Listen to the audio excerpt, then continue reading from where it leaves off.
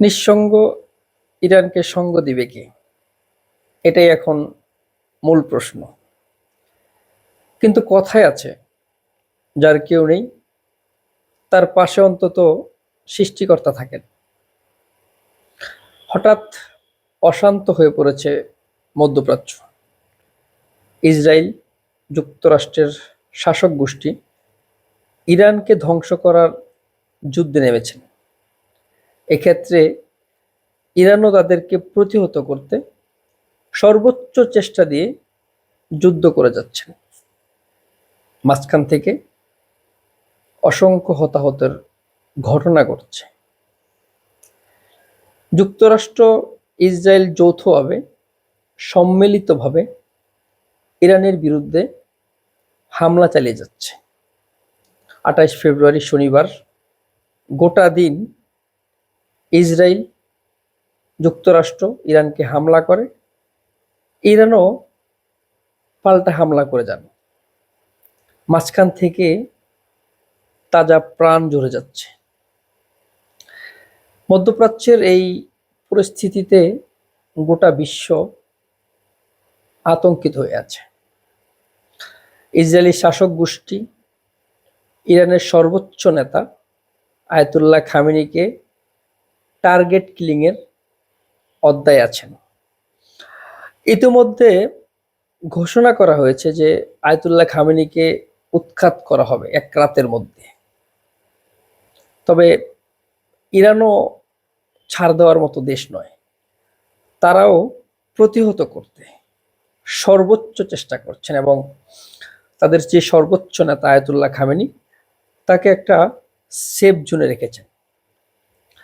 আমরা সারাদিনের খবর থেকে যেমনটা জানতে পেরেছি, ইসরায়েলি হামলায় ইরানের একটি স্কুল থেকে অন্তত 50 জন মানুষ নিহত হয়েছে।